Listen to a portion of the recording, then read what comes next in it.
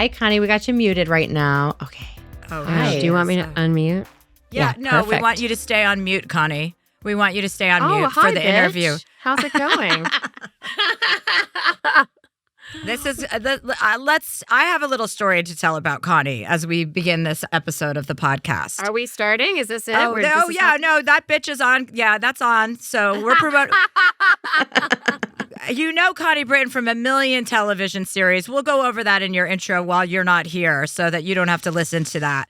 And also you can say whatever you want. I know. Because I know what you're going to say. I know how you feel about my television series. I find it very funny whenever I watch Connie in anything because I know her very well. And I go out of my way for Connie all the time. I constantly am showing up at things whenever she asks me to. I can't say the same for Connie with regard to me or my birthday. So full of it. But I'm always doing things for her. But we did have a pretty funny. Do you want to talk about Albuquerque? I think that's a pretty funny story to share. That is a pretty funny story to share. Okay. I love that story. I want to tell you what happened. So Jane Fonda wanted us to campaign in Albuquerque before the election.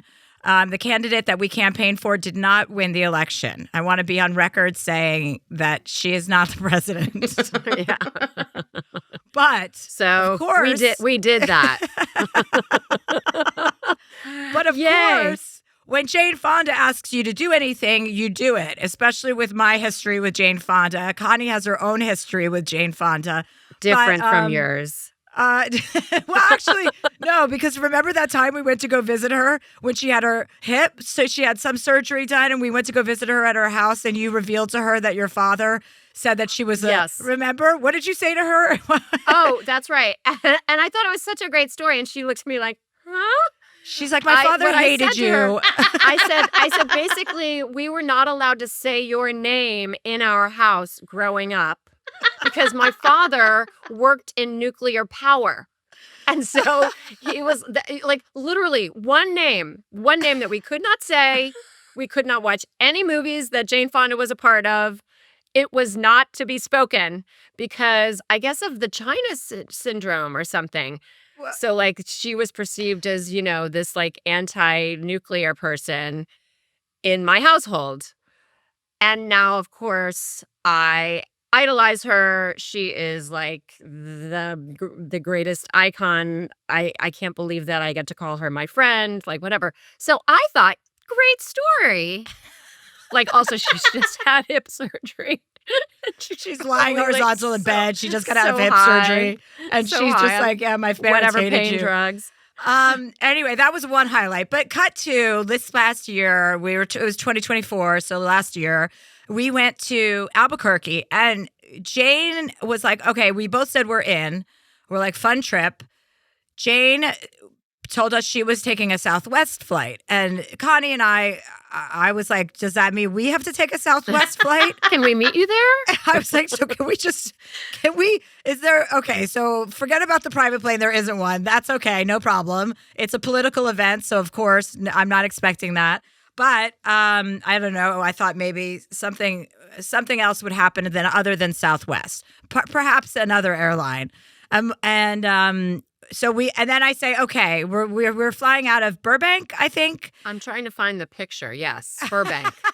Do you have the picture to put up? I don't know how high tech you are. Probably not. We're not that high tech. But I do have the picture. I'll use it when I post this episode. Anyway, we took a picture of us. So we go to Burbank, and Jane has an assistant with her. Connie and I are braving the Burbank airport, braving Southwest Airlines. And I'm like, how is this going to work? And every single person, I'm annoyed that I'm going to have to deal with, like this. I'm like, we're just going to Southwest and Burbank, and this is going to be like a shit show. And every person that you can imagine, of course, is recognizing Jane Fonda. Nobody gives a shit that I'm there, which was a beautiful reprieve. But everyone would come up to her and say, can I get a picture with you? Can I get a picture with you? And then so I was there managing Jane Fonda. I'm like, well, you can't keep saying yes to every single person. We'll be here all day. But she had it's when Jane Fonda, imagine her walking through the terminal of Southwest in Burbank. I mean, obviously anyone who sees her is like, what the fuck is she doing there? Then we take the Southwest By the way, flight. she is also like could care less. Like, she doesn't give a shit now I'm about gonna sit anything, down on really. the side seats of the wall next to the Starbucks at Burbank Airport. That's where we're going to sit till our flight takes off. And then someone was like, because she was sitting down, so people were crouching to get pictures with her. And then some guy asked her, he goes, would you mind standing up? And she was about to get up. And I was like, don't get up, Jane. Like, just let him take why are you listening to him? And she's like, you're right. Why am I listening to him? Right. I'm like, 80 years old. Yeah, she's 80. Is she 80? Is she 80? Is she 82? She's 80. She's older than 80, right? Okay. I think she's 82. She's unbelievable. The internet says she's 87. That's right. She's 87. Fuck. I knew she was like way older, but then I didn't want to say it. Like it's so hard to believe that she's 87. Yeah, but it is really hard to believe. She's vibrant. So she's so vibrant. She makes 100 phone calls a day for her climate pack, which I just made a donation to this very morning. FYI, if you want to donate for climate change, which you should, her pack works harder than anything I've ever seen. Also, I'm speaking on a Zoom for that. Oh, later today, actually. Okay, see, she keeps asking you to do things. I think she stopped asking me to do things after this trip. After the Albuquerque trip.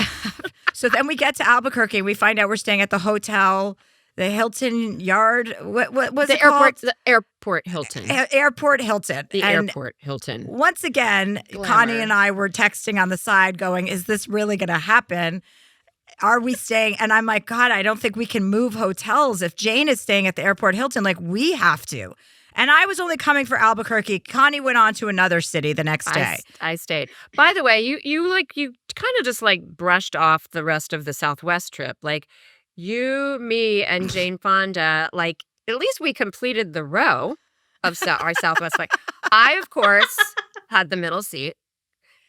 But yeah, like the three of us in the row of our Southwest flight to Albuquerque. And then we get to Albuquerque. We go for lunch first. I order a frozen margarita, obviously. And Jane's like, oh, I've never thought to have a frozen margarita in the daytime. So Connie orders one, Jane orders one. I think I order my second one. And Jane's like, I can't have two frozen margaritas. And I was like, well, I can.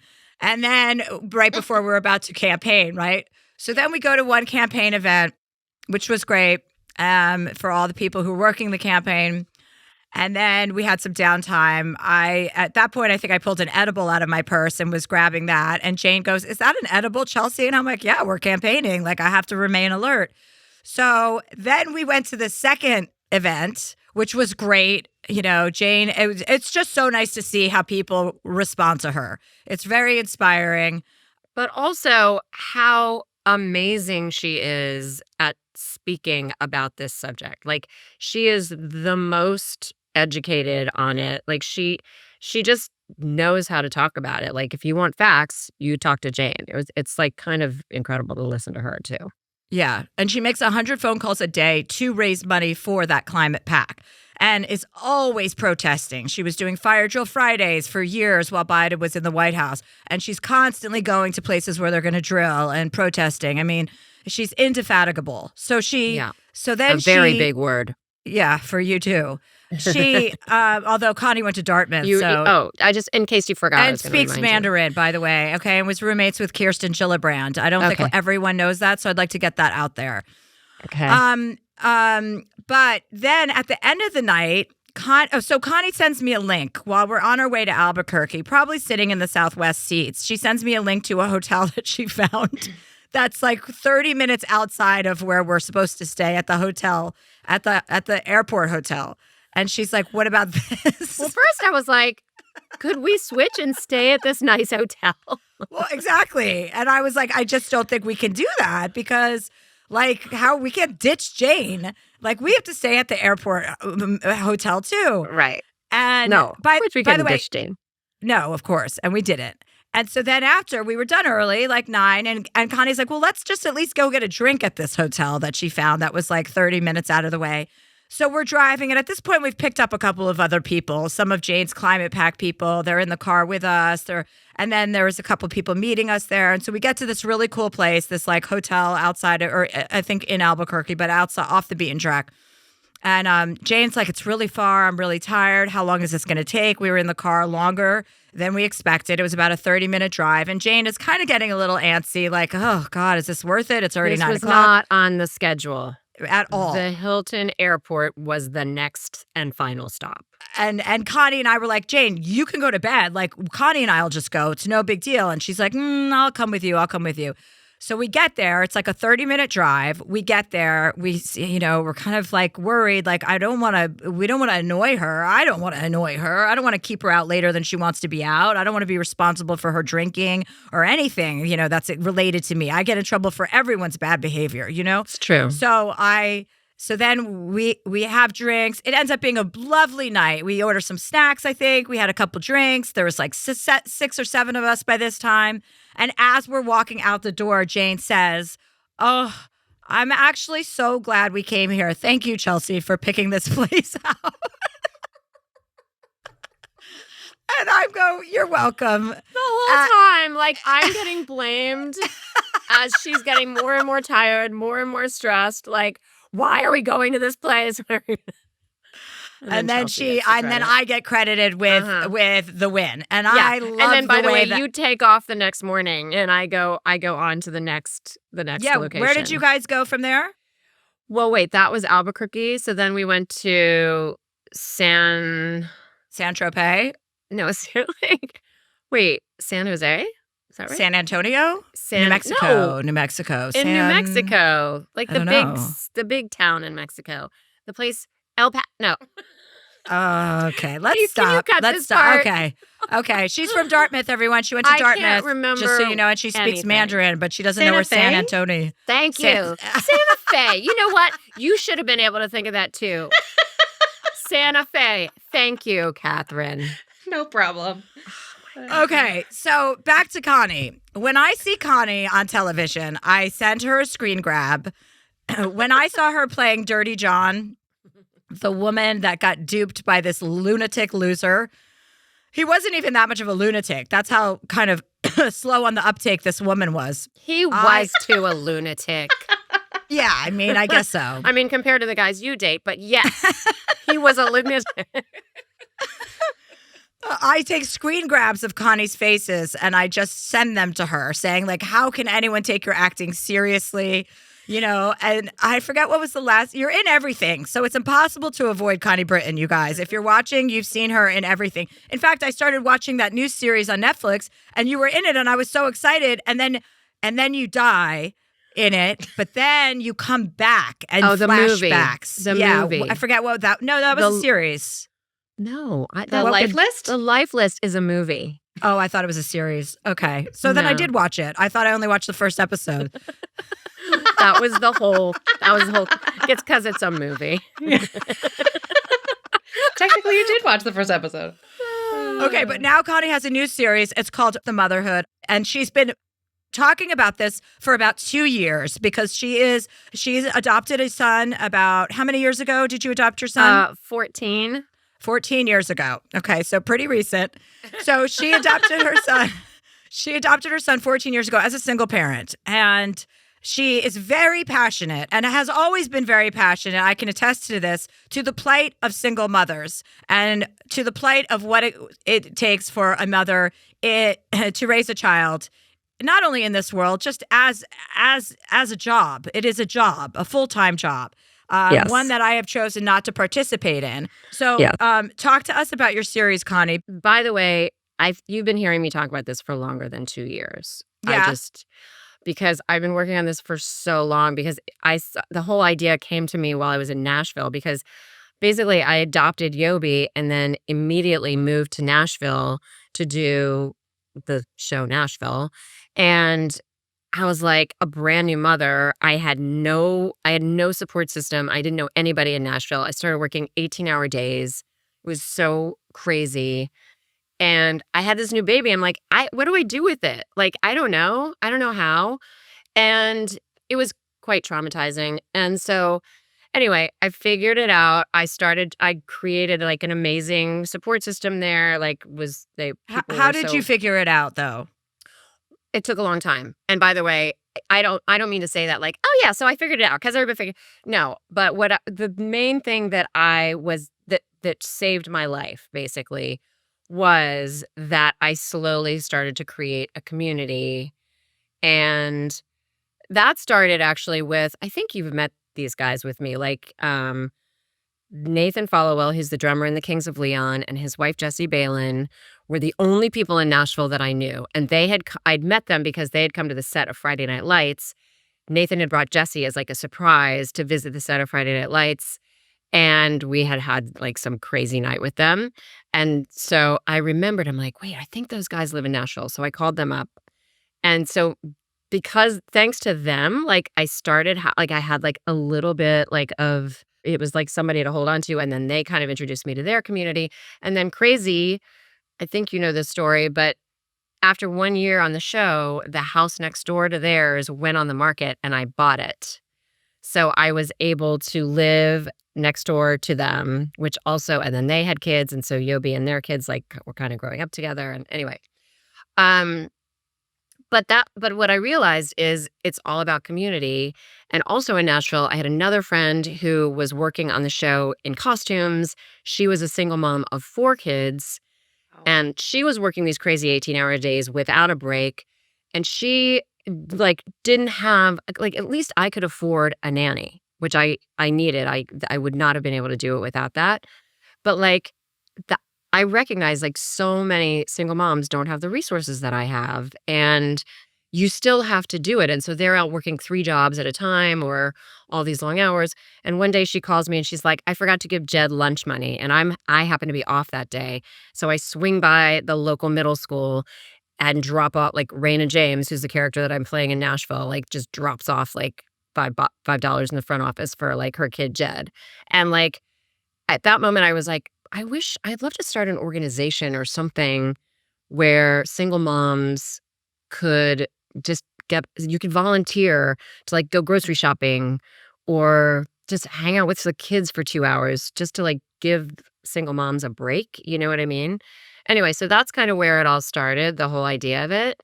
And it kind of emerged into, I got together with these guys at Scout who created Queer Eye.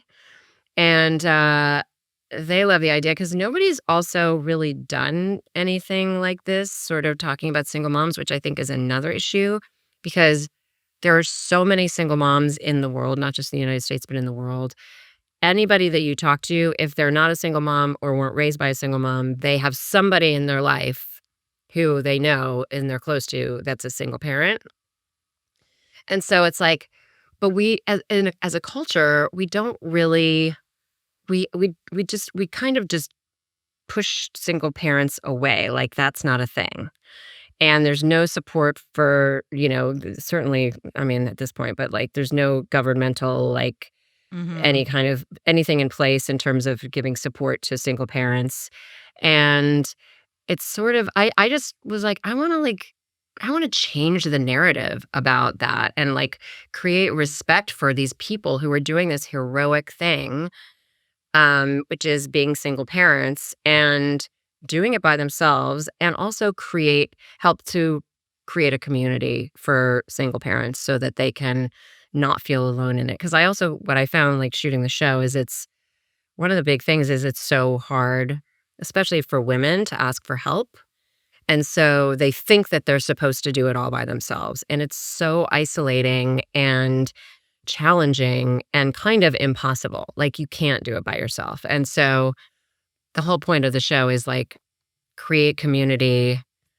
And well, first you gather a bunch of single mothers who are also, who are going through it. Right? I mean, yeah. Take us through it. Well, so on the show itself, like we basically there are 6 episodes. Each episode we have a single mom who, each, of course, every person has their own set of circumstances. And we have 3 women who are our experts, and I call them the neighbor ladies, named after the women that when I was growing up, like I grew up in Virginia on a cul-de-sac, and like every day at 5:00, the neighbor ladies from around the cul-de-sac would come over to my mom, to our house, and like they'd all have like their glass of wine or their cocktail and like have like, whatever, cheese and crackers, and just like talk about their days. And like that was their support system. And so I grew up watching that, and that made me realize like, oh, like my mother wasn't even a single mom, but I'm like, you can't do this by like they rely on each other to get through the day raising their kids. And so anyway, we called the three mom experts on the show the neighbor ladies. One of them is sort of a style, but it's kind of a self-love style person. And then one is a parenting coach, and then one is a DIY home renovation person. They're all amazing, all three of them. And so each week we have a new single mom, and then our three neighbor ladies will kind of go in and create magic for them and help to guide them so that they can have sustainable things that can help them as they continue to raise their child and do their jobs and do all the things that they're doing in the world. And then ultimately we're creating a community with all of these moms. That's the goal. And that's yes, a very beautiful thing. Who is your friend?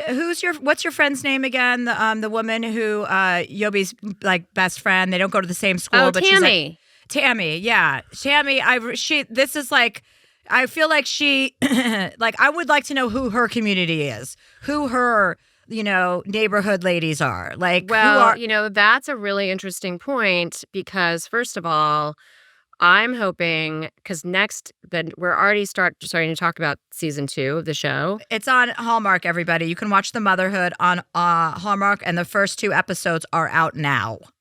But we shot the first season in Kansas City, which was awesome, by the way. Have you ever been to Kansas City? Of course I've been to Kansas City. I'm a comedian. I go to all the cities that you'll never want to ever see the inside of. Not that Kansas City is one of them. I really liked Kansas City. Kansas City's cool. That whole area, that Midwest, Kansas City is very cool. Yes, yeah, I agree. I really liked it a lot. And we had a beautiful time there. But next season, because I live in LA, Yobi's starting high school next year. So I'm like, it would be so much better if we shot. I'd be able to be in the show more if we shoot in LA. So we're looking at that. And if we do, then Tammy will be one of the moms next year. Oh, yay! Our friend Tammy. I know. I'm like, because she's definitely one of the people that also kind of inspired this, Totally. like, right? And so I know, it'd be so amazing. I know, and I'm always inviting Tammy to come to one of my Vegas shows, and she's like, girl, you don't understand what I would do to make that happen. She's like, I want to come to Vegas. She's like, do you understand I can never leave my child for one night unless I have a foolproof plan for him to spend the night, to da-da-da-da-da-da. And I was just like, oh, with God. her mother, who like her mother is so... The last time I flew somewhere to meet Connie was for her. I went early to South by Southwest for her birthday, we had a nice dinner. I don't know what was in the water on the plane ride I took there, but something was in it. It was this guy had this brand deal, it's called Love Water. And they said it was just water, but I'm convinced there was something else in there. And when I got to that dinner, I was ready to go. And guess what? Hot. I was hot. Coming in hot. I came in hot. And that night ended at around 2:30 in the morning. And the next morning, I had panels at South by Southwest, not 1, not 2, 5 separate panels that started at 9:30 a.m. and I got in at 3:30 a.m. So I looked like somebody punched me in the face. I didn't recover from that night for 2 days.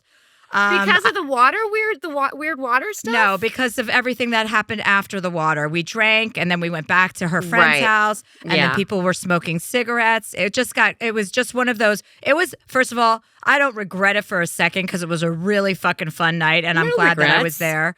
But of course That's not. Austin. That's Austin for you. But it took me a couple days to really get my head back on straight. After the first day of 5 panels, because there were so many fun things going on at South by Southwest, my assistant was there, and he's like, okay, so do you want to go to this dinner with this person and this person? I go, dinner? Are you fucking kidding me? I have to go to bed at 5 p.m. today because of last night. As if it was somehow his fault. Your assistant is so sweet. I know, I know. Wait, remind me his name again? McKinley.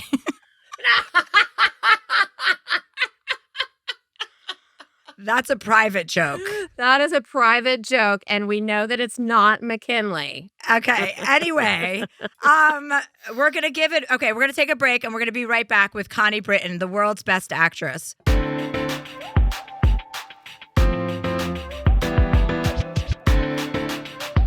We're back with Connie Britton. Hey, Connie, I have an acting question for you. Have you ever had, because you've been in everything. I mean, just to name a few, you named, you were in Friday Night Lights, you were in Nashville, you were in White Lotus. Your favorite, Dirty John. Dirty John, yes. That's just to name a few. Her resume is endless. Do you ever have a crisis of confidence when you're acting, or have you had one about your performance? Of course, I always have a crisis of confidence. Like, isn't that part of being an artiste? I guess so. I just feel like you always feel, I mean, I've never seen that side of you. Even though I joke about you being bad at acting, I know you're not. And I know you're very talented. And I wonder if someone who's as established and as experienced, like the hours of experience that you have accrued, does that is legit. Erode. That 10,000 hours thing, one of the things that I've noticed in my 50s that's amazing is that 10,000 hours thing. Like, I feel much more like I can access whatever that thing is that I need to be able to do a scene and create a character. It's like I have much more just immediate connection to that. Whereas when I was younger, I think I would, I kind of have to really it was more cerebral and I'd have to really dig down and that kind of thing. And now I think that, it's that after 10,000 hours, it becomes a little bit more immediate. And so there's that, but that doesn't necessarily take away from every time I start a character. It's funny. I actually literally this last week finished shooting. We're doing a sequel to the Brothers McMullen called The Family McMullen. The Brothers McMullen was my big break movie that happened in 1995. And that movie is like it takes place on Long Island. And so and it's pretty thick, Long Island accent. And, I did the part 30 years ago. So it's always a thing I guess I know what this character is. I don't know. But every time I first step foot on set and the camera starts to roll, I'm kind of like, what am I going to sound like as this character? I don't know. It's super nerve-wracking. Accents are probably intimidating. I can imagine. Yeah, but it's also just even a leap of faith. Even if it's not with an accent, it's just kind of I don't really know. I'm just figuring it out as I go. You have to jump off a cliff a little bit every time. How was it meeting Robert De Niro on set? I mean, I'm sure you've met him before, but was that intimidating? My former lover. Your passion and your lover passion, Robert De Niro. You're my baby daddy. Your baby daddy. It was amazing. Are you kidding? It was the best. I mean, he's so nice. He's a really nice guy. He's got such an incredible work ethic. Also a guy in his 80s. And he just works his ass off. And he's just kind of a normal guy. And he would just talk to me how are you learning all these lines? These lines are, you know what I mean? And it was interesting for me because it was a little bit it was his first time doing television, which, I've been doing for a long time. Oh. And so it was almost like he was kind of looking to me oh, yeah, how do you do this kind of thing? I'm like, me? What? But yeah, it was very exciting meeting De Niro. Okay, so we're going to move to callers. Connie, try and give some advice. We need, put on your callers? Callers. Yeah, we have live people. Callers. It's called Dear Chelsea. It's like Dear Abby, but with me. Oh, yeah. God. Guys. So our first question comes from Laura. She says, Dear Chelsea, I'd love some advice on this. One of my best friends since high school is 39 and so ready to meet someone and start a family. She's beautiful, a doctor. She even designed and built her own house. All she needs is to meet a decent man and she's ready to go. She wants a family so bad. She's also frozen her eggs, so she has a backup plan, but she really doesn't want to resort to it. She feels the clock is ticking. I don't understand why she can't find someone. She is such a catch. She's kind. She's active. She skis a lot in Canada, too. She's been on the apps for literally years, and men are either intimidated by her or they're, quote, just not ready to think about a family. I constantly put it out to people I know too. Oh, hey, if you know any single guys, and it's just not working. To throw a bit of a wrench in her search, she met a guy online a year ago who lives across the country who she keeps holding out hope for. He's the same cultural background as her, which I feel she sees as an added fairy tale-esque bonus, but he keeps disappointing her, not making an effort in communication or plans to see her unless it conveniently just happens. Example, randomly being in the same city in Europe one day and meeting up. She's been very straight up with him about what she wants, and it's frustrating that he keeps stringing her along but not committing. I tell her how it's just a sign of the times and it's not her. I also tell her what an inspiration she is, especially if she does decide to be a mother alone, and I'm wondering how I can support her. I need Chelsea's wisdom. Laura. First of all, hi, Laura. This is our special guest, Connie Britton, today. Hi, you're Laura. Yeah. Like Laura from the letter. Well, she's Laura from the letter, but she's talking about her friend in the letter. Is it your friend, Laura? Just my friend. She's her friend. No, it really is. When I talked to Laura, she had like babies in tow. Yeah. So okay. Well, you know, it could have Connie, been one this of those isn't a things where it's like, detective oh, I show, have a okay? friend This is who, just you know. fucking. Honestly, I'm sorry about her. I'm sorry. Listen, Anyway, Laura, let's think just be real. I think you should encourage your friend to go ahead and not be holding out for any fucking man to have her babies. If she is passionate about becoming a mother and she has her eggs frozen and she has her shit together and her life together, fucking go for it. She could be waiting another 10 years before she finds the right guy. Connie didn't meet her right guy until you were what, 50, Connie? How long have you guys been together? Yeah, no, 52. 52. Yeah, I can actually speak to this too, Laura. Even though I thought maybe you were the friend. Laura. Because frankly, I adopted my son as a single mom because I kept thinking, oh, I'm going to meet the guy. Yeah. And I knew I wanted to adopt, just as your friend knows that she wants to have babies and she froze her eggs. Mm-hmm. And so I finally was like, what am I waiting for? And I did it. And I'm just so glad that I did. I will say. How old were you, Connie, when you did it? You did it 14 years ago. 44. So. Okay. Yeah. Great. So. That's encouraging. Yeah. So, but I will say, and she can watch my show that's coming out on Monday, The Motherhood, because it's all about single moms. So it's helpful because the thing is, you kind of need to know what you're in for when you are going to be a single mom. But honestly, it's so amazing if she chooses to do that.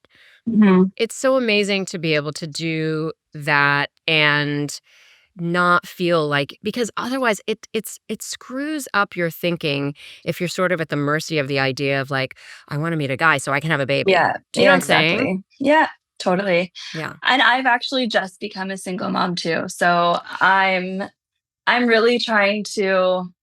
Did you kill your husband? But yeah, I have two kids. That's a personal question, Chelsea. I have two kids. So I'm trying to really show her that, it's awesome alone. So yeah, thank you so much. Do you guys live near each other, you and your friend? Yeah, we're going to the sauna tonight. So we live like 10 minutes from each other. That's so great. You're each other's community. You're each other's support. Because this that's is what we're need. talking about. Connie's new show is all about this. It's on a Hallmark and it's called Motherhood. And it's all about this. It's about actually forming a community with your friends who also are single parents so that you guys can help each other parent together, and be there for when the other person isn't, and having your kids spend time together. Like, this is exactly what we're talking about. So please don't ever put anything on hold in the hopes that you're going to meet the right guy. You never know when that person is coming. Awesome. I love it. Thank you. Okay, great. Thanks for calling. Thank you so much. Bye, Laura. Bye. Thanks, Laura. What a perfect question. Wow, that was really quick. Yeah. We might even make it to 4 questions. We'll see. So our next caller is Stephanie. She says, Dear Chelsea, I'm a high school teacher at a school in an underprivileged area in Connecticut. Yes, they exist here. We're situated around the richest towns in the state. I worked in my school for my entire career, 11 years. I just finished my last ever degree, which will allow me to be a school administrator. My dilemma right now is between loving my job and wanting to be financially stable. My job is literally my calling. I love my students. I love my coworkers. And most days, I truly just love going to work and doing this job despite everything. However, we're paid like garbage. After school hours, I nanny for a family and tutor the other days of the week for more income. Plus, I nanny part-time in the summer when I'm off work. With my new degree, I could move into an administrative position in one of the richer towns next year and make way more money, but I'm afraid that I won't find as much joy in the business end of running a school as I do in my current role. I need your advice. Do what I love or work for a paycheck to afford a comfortable life? Stephanie. Hi, Stephanie. Hi. Hi, Stephanie. Hi, this is Connie Britton, our special guest today. I know. I'm blown away. She was a teacher too in one of her lives. In one of my lives. In one of my acting lives. I mean, that's. I feel conflicted. I read this thing the other day from Bill Gates. There was a big tech conference, a big climate conference, and a big tech conference last week in San Francisco, and Bill Gates came out and said that in 10 years, all nursing jobs and all teaching jobs will be done by AI. And if he said that, then I think that's probably going to be true. So I would normally say stick with your passion, but I feel like you're already on you've gotten this extra. I mean, you had to get a degree, right? An extra degree to become an administrator. You've worked for this. It's going to be more financially secure for you. I feel like that's your move. Can I kind of agree with that, but can I just ask one thing, which is, as you're thinking about it, I mean, I would could you make a list of the specific things, and you kind of did in your letter, but like the specific things that you love about this specific job? Because then what you could do is, as you look to something that's more lucrative for you and creates a better lifestyle for you, you can try to see if you can fill in those things in some way, even if it's not this exact same circumstance, so that you're not completely sacrificing what you love, you know? Right. Yeah, that makes sense. But also don't downplay all the positive impacts you can have as an administrator. Like, there are many things you can do to also bring yourself joy. It's not going to be the same as being inside a classroom every day, but you can influence the teachers. You can provide comfort and safety for them. Like, there are a lot of ways that you're going to find yourself experiencing fulfillment and joy in your new job that you're not even yet aware of. So don't don't think that that's not going to have any of those aspects moving forward. Yeah. Right. Yeah, I agree with you there. I get worried because I see how people who move into that role kind of ease away from what I love to do in my job day to day. And that's what scares me. It's like, will I be allowed to break the mold and do that? Or do I kind of have to fall into this public school system of, you're in charge, so you have to be a little bit less fun? Well, that's the thing. You can be a leader in that circumstance. Yes. You can be the one to break through that and let it in. That's why it's making a list is a helpful idea, because then it's okay, I want to include these things as part of this job, which everybody says, oh, that's not part of this job. It's you're going to do it differently. That's an opportunity. Yeah, I think you should go into it with a whole bunch of energy about how you were going to make this role special for you and how it's going to work for you. I'm sure there will be some limitations that maybe you don't foresee, or maybe you do foresee, but there's always ways that you can actually impact and have change in your environment, and especially in a leadership role. So look at it like that. Oh, now I'm going to get to influence and give my passion for teaching. You're going to be able to infuse that into other teachers that are working, underneath you, and you're going to be able to kind of set the tone and set the vibe. And I mean, nothing needs that more now than education. Yeah. You have obviously a little bit of a deadline on this, because you have to sort of make a decision for this next year pretty soon. But if you really feel I want to take one more year as a teacher, I think that's okay too. And I think the extra stuff that you have to do to make ends meet is kind of a recipe for burnout. So, if it's not the right time now, do some soul searching, see if it is. If it's not, then maybe it's next year or the following year. But you're going to gain so much more time and bandwidth that, like Connie said, you could do some volunteering with a group that fulfills that, what your job is currently fulfilling. Yeah. I've been thinking a lot about it. I also was thinking about it a lot this weekend because I was so excited. Maybe proposing a more of a hybrid administrative role. Yeah. If my district, that's something maybe they would be into, if I could still teach a few classes a day and then do the leadership components, sit through meetings and everything like that. So I was it couldn't hurt, I suppose, to just throw that out there. Absolutely. When the time comes. Yeah. Amazing. That's a great way to keep your feet on the ground and in touch with everything that's happening also, in your administration. Yeah. Yeah. Yeah. For sure. Okay, great. Well, this was a very high upbeat phone call. I'm glad that you called, and I'm glad we could help. And good luck with everything. You're doing the Lord's work. Thank you so much. I know. Seriously, that's the most. are. What you're doing is the most valuable thing we could ever ask. Thank you so much. Thank you. Thanks for your so great service. to talk to you all. You know what I hope? I hope that with this AI, like everyone's so scared of AI, and I was reading this article about how everybody was so scared of computers. In 1993, when Al Gore invented the internet, everyone was so scared that that the computers were going to take everybody's jobs. Everyone was freaking out. We don't remember this because half of us weren't even born then, but I was. And this article that I read reminded me of that. And that's how people feel about AI. And, you know, AI is going to be used for bad stuff, but it's going to be used for good stuff too. Think about what we're dealing with our education department being assaulted in the way that it has been with this administration. Wouldn't it just be the ice cream on the cake for all of us, or the brownie, for AI to come in and educate the fucking shit out of all of these kids in America for free without school? Can you imagine how smart everyone's going to be if everything that they are doing just completely backfired? Anyone? Yeah. No? Anyone? Hello? I don't think we're there yet. Well, we're not there yet, but what if that's a silver lining? What if that happens? I like that. I like that point of view. Like, I think if that happened, that would be amazing. I mean, if you have to be motivated to learn, but the people who are motivated to learn, that want AI tutors and they want these, you know, they're going to be able to learn it faster than anybody. I mean, all the information's there. So as much as you have a thirst for it, you're going to get it.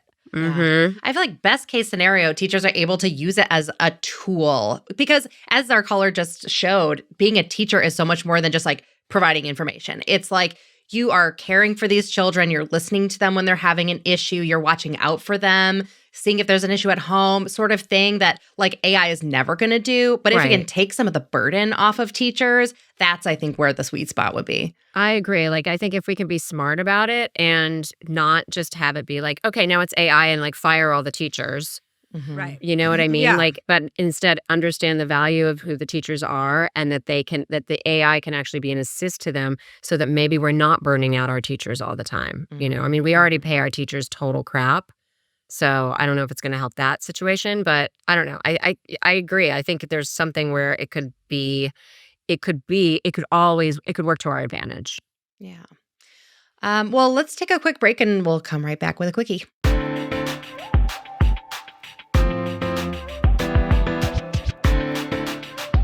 Okay, we're back with the star of the Motherhood, Connie Britton, the executive producer and star of the Motherhood, which is a new series on Hallmark. You can watch the first 2 episodes now, and this is for anyone, any parent who is at home, who is a single parent or is friends with someone who is a single parent, to gain a better understanding of how important it is to build a community. Okay, do we have one last caller? Well, this one's just an email, but we do have one last question. So Liz writes, her subject line is, "Am I abusing my babysitter?" Dear Chelsea. Great question. I'm a 37-year-old working mom of 2 kids, ages 6 and 2. I'm fortunate to work 4 days a week, and I worked really hard to get to this place in my life. I have an incredible babysitter whom my girls adore, whose hours are 7:30 to 5:30 Monday through Friday. And just as a reminder, she only works at her job 4 days a week. Since I had my first daughter, I felt conflicted about childcare. A friend once said, I didn't have kids so someone else could raise them, and I felt that way too. I've always had the goal of minimizing the amount of time my kids spend with the babysitter, and I pick them up right at 5:30, which is great on my work days. But I've also been using her on my Fridays off so I can have some strongly desired alone time. This felt like a win for me in terms of prioritizing myself and my sanity. Today, I checked in with her to make sure it's okay for me to continue sending them to her on Fridays. She's a small daycare center, and they're the only kids there on Fridays. She shrugged and said sure, but seemed hesitant.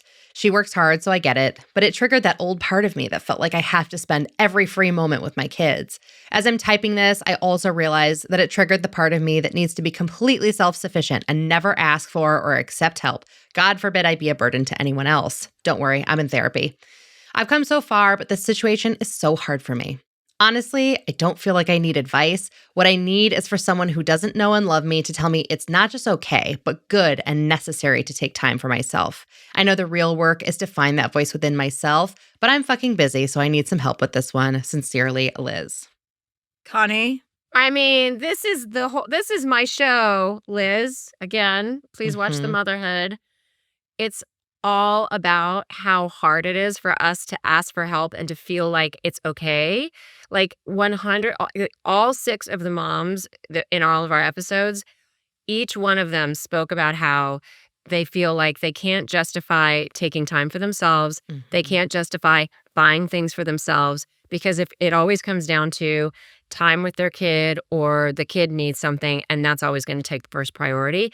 And that is how you literally destroy your own soul. And a mom with a destroyed soul is not helpful to their child. And so it's like, I think you just, what it begs you to do is, first of all, really ask yourself, like, what do I need here? It's okay for me to need help. And I have reasons why I need that. And then just have a real conversation with your babysitter. Because what you don't want is that icky, like, yeah, sure, but like there's some kind of like tension growing or, resentment or whatever. It's like, be real about it and be like, this is important time. Don't apologize. This is important time for me. I need this time. But if it's a problem for you, let's talk about what works for both of us. But it's okay to stand up for and know that you need your own time because it's going to make you a better mother. Period. End of conversation. Except for whatever you have to say, Chelsea. I'm just going to agree with everything you said because it's pretty obvious that women need to take care of each other and themselves. So I'm going to let that sit without adding on. Okay. And that is the only time I will do that in our lives, Connie. Right, I want you to know that. I'm aware. Okay? I'm like literally, I'm going to take a little picture, a little screenshot. Okay. Well, Connie Britton, this is we finally did it. You're on the podcast. I know. We did it. We're promoting a great project. The show is called The Motherhood. It's on Hallmark. And you can follow Connie on Instagram if you want to, but not a lot happening there. So come on. We can't all have the most perfect Instagram that you have so much help making. Okay, I love you, Connie. I love you, honey. Have fun at your premiere. I'm sorry I can't be there, but I'll see you next time. Okay, honey. I love you. Okay. Bye. Bye, guys. Bye. Bye. And that concludes another episode of Dear Chelsea. We'll see you next week.